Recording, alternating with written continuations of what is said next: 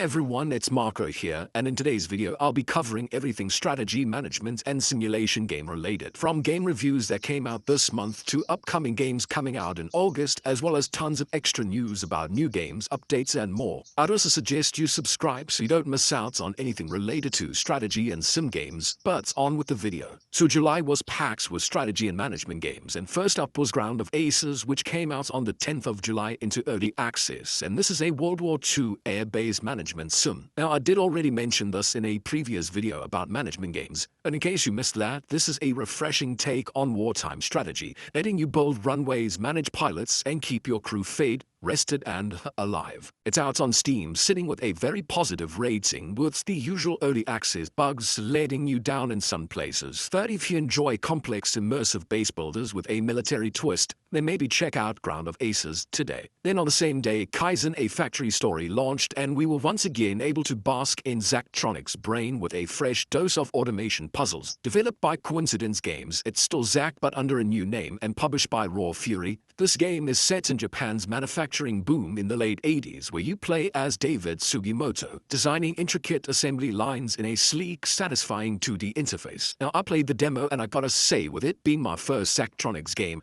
I was quite blown away with just how complex the game gets. The puzzles slowly get harder, and if you have some kind of limitless brain where you're using like 90% is just natural for you, then you can't go wrong here. It's sitting with a very positive rating on Steam, so if you enjoy thoughtful automation puzzlers like Opus Magnum or Space Chem, then maybe check out Kaizen, a factory story today. Now for another game I covered recently, Big Menace is a game in which you're playing magical Factorio, and it's actually pretty good. Developed and published by Sign Avatar Studios, this factory building game, while still in early access, does automation a little bit differently. Instead of a grid layout, you've got a hex grid, plus you're going to be using mana-powered tech like you Harry Potter with an engineering degree. It's sitting with a very positive rating on Steam, and with some people finding the unusual factory gameplay a bit disorientating. I guess that's kind of the point. So if you're a seasoned automation fan and you're looking for something different, then maybe check out Big Menace today. Then on July 15th, Stronghold Crusader Definitive Edition dropped, where the devs Firefly Studios resurrected one of the most iconic RTS/city builder hybrids of all time. This remaster stays true to its roots, preserving the classic castle building gameplay, tight economic loops, and legendary mercenary system, all while including some incredible sprite upgrades,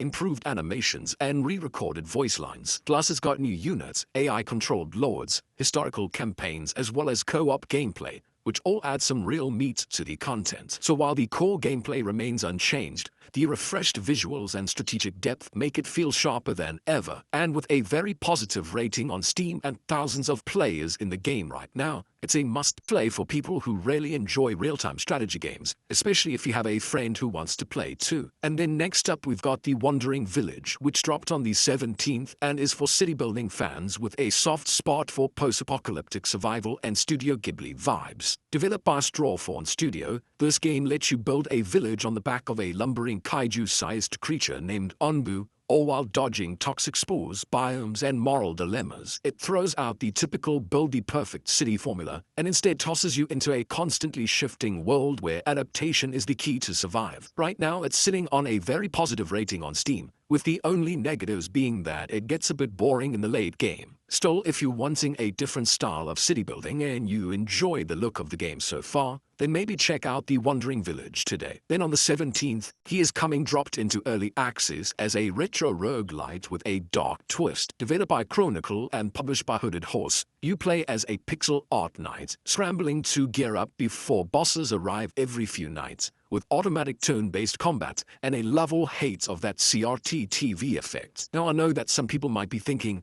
Marco, it's 2025 and these graphics suck. Well, to me, AAA graphics don't make a game fun. I mean, yes, they can, but this is one of those titles that focus more on enjoyable gameplay than anything else. And trust me, leveling up your knight, trying out different item combos, and trying to take down massive beasts in each run is incredibly addictive. It's currently sitting on a very positive rating on Steam, with the only critique being that the RNG is being a bit too intense. So if you enjoy short strategic roguelike runs with a nostalgic look, then maybe check out He Is Coming today. Damn, what is with these medieval roguelikes with pixel graphics this month? On the 21st, The King is Watching launched as a real-time strategy roguelike with a unique twist. only buildings with the king's gaze grid produces resources. I guess you could also call it the viewing vicinity or look location or peaking place.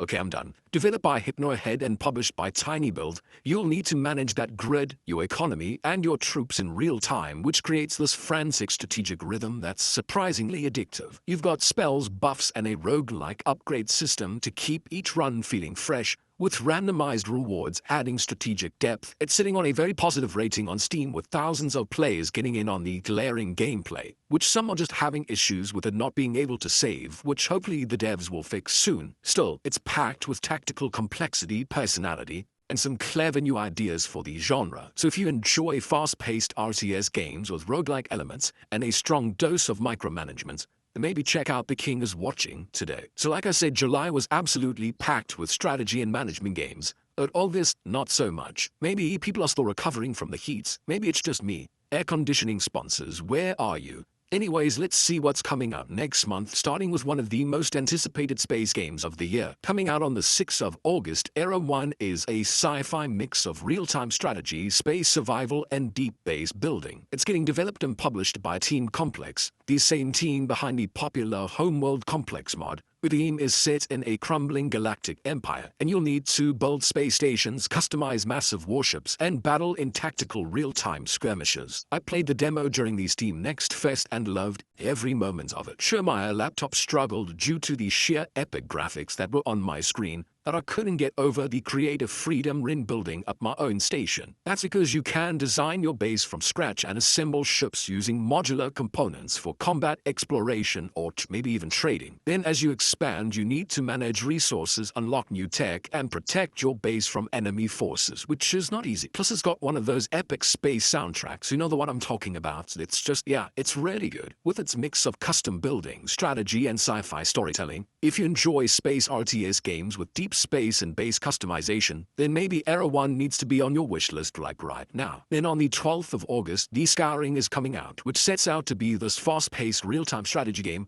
where humans and orcs battle it out in classic and hero-driven modes. Being developed and published by Orc Group, you play the traditional RTS way of building bases, gathering resources, and in commanding armies to take control of a powerful hero in action RPG style. Like for those who have ever played Warcraft, you'll get the idea. And it also comes with a Steam Workshop integration that lets you create or download custom maps, modes, or even AI behaviors. For now, the dev mentioned that multiplayer will be the main focus, with single player perhaps coming later. But if you enjoy the classic RTS games, especially, like Warcraft, with a modern twist and some modding support, then maybe check out Descouring today. Then on the 14th, Warhammer 40k Dawn of War Definitive Edition returns as the ultimate version of the RTS classic. Developed and published by Relic Entertainment, it includes the original game, all 4 campaigns, 9 factions, and over 200 maps that are now enhanced for modern systems. The updated edition features improved visuals, higher-res textures, better lighting, and a revamped camera for widescreen and 4K displays. It will also now support full modding, which is incredible. So many fans are looking forward to this game, like it really made a name for itself back in the day. So if you want to relive some classic nostalgia, or maybe you want to play some epic RTS action,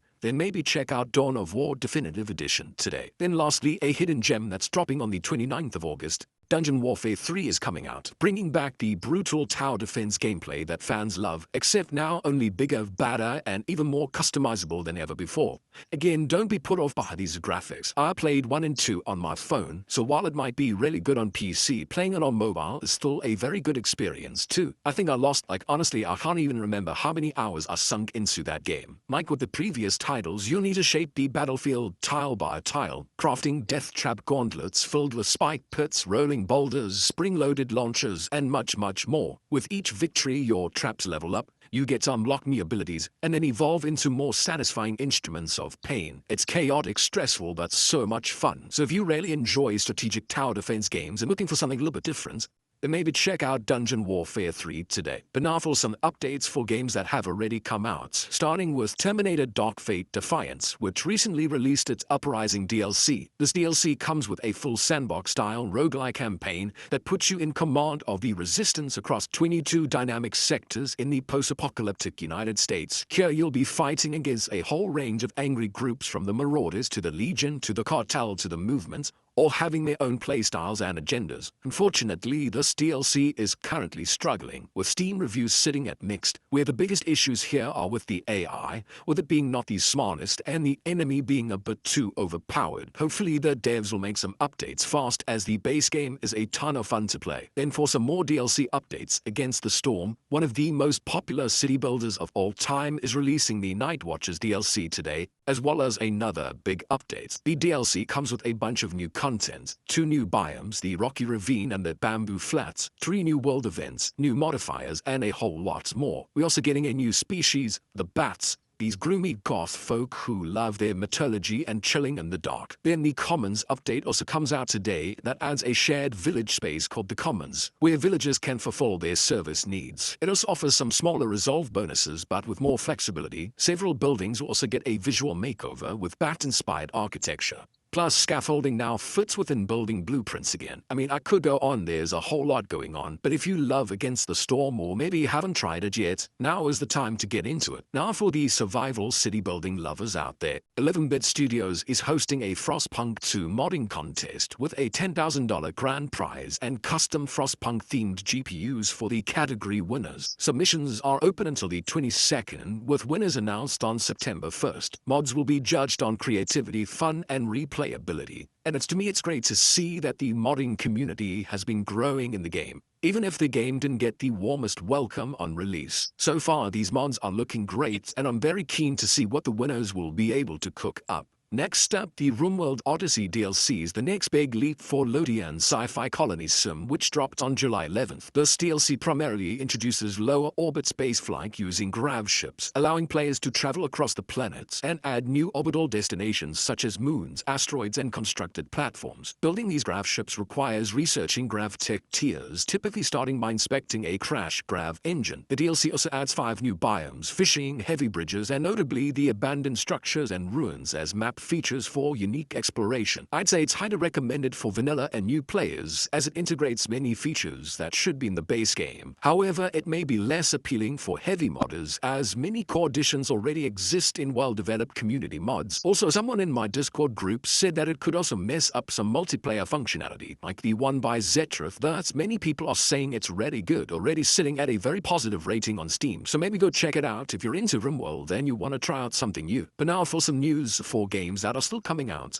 We're going to start with Menace, a game that everyone just can't wait to play. The devs behind the upcoming turn-based strategy RPG from Overhyped Studios, the same minds behind Battle Brothers, have been steadily revealing new systems set to define both its tactical and strategic gameplay. Recently, they introduced a fully modular vehicle weapon system, letting players customize loadouts using a slot-based chassis approach, with each change affecting the vehicle's appearance, all in real time. This month, they also announced a new squaddy system that replaces abstract health pools with persistent soldiers, each carrying their own background and mission history. Losing a trooper here means losing them for good, with no automatic replacements. Also, the vehicles will now suffer from realistic escalating defect states like turret jams, EMP malfunctions, or rocket cook-offs, all based on damage and loadouts. This is just a sprinkle of the info that the devs have released recently, so if you want to know more, maybe go check out the YouTube channel Grid Commander. There's just a whole bunch of information on there. It's really impressive. But yeah, I love it when devs do this, and it just makes me even more excited for its release later this year. Now, anyone here still remembers Stormgate? Well, now it's officially exiting early access on the 5th of August with its first full campaign, Ashes of Earth, and a polished 1v1 multiplayer mode. But here's the catch. Co-op and the terrain editor are still in active development. This led to some confusion when the update was initially labeled version 0.6. Frost Giants has since ditched version numbers entirely, now naming updates after RTS units like Necrolites and Ornithopter. It's pretty weird. The studio says it's doing this because campaign and 1v1 are ready for a broader audience.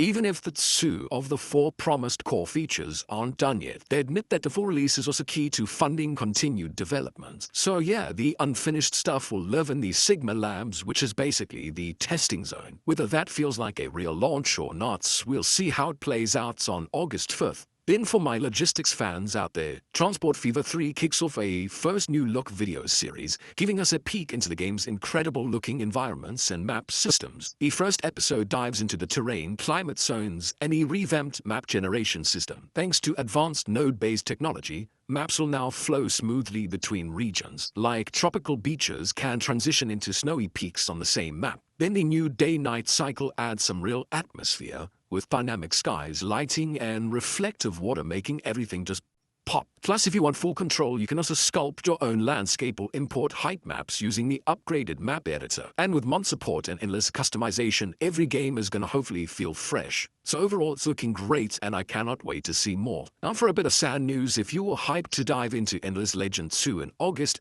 Amplitude have pushed the early access release from August 7th to September 22nd. The extra time will go towards improving onboarding, localization, balancing, map generation, and just overall polish, especially to help early game pacing feel a bit smoother. The good news though is that you won't be entirely in the dark. A demo is dropping in early August, so you'll get a taste before the full release. No details yet on which factions or features will be included, but it should help win some fans over. Amplitude says that feedback from early testers has been incredibly useful, and they want to make sure that the game lives up to the legacy of the original. Honestly, if it means a better 4X strategy game, I'm very cool with just waiting a little bit longer. Then lastly, let's wrap up this video with some new game announcements. If you've made it this far and you're still interested, perhaps consider becoming a member of this channel. You'll get your name at the end of the video, and you'll also help my small channel keep going. So starting with the first game, this was announced about a month ago. It's Jurassic World Evolution 3. This is where you're going to be building and managing your very own dinosaur park. This time around, you'll be able to breed and nurture over 80 different prehistoric species, watch them raise families, and even pass traits down through generations. You'll also be able to create natural enclosures, run crowd-pleasing attractions like balloon tours and dinosaur encounters, and then hopefully try and keep everything under control when things go inevitably wrong. This time around, there'll also be new tools to help sculpt the terrain, customize the scenery, and manage your park's operations in great detail. Fans of the franchise will also enjoy the return of Dr. Ian Malcolm and a sprawling campaign across iconic locations like Montana and Japan. It is set to be released in October, so if you like management sims, dinosaurs, and a bit of funky chaos theory, maybe add Jurassic World Evolution 3 to wishlist today.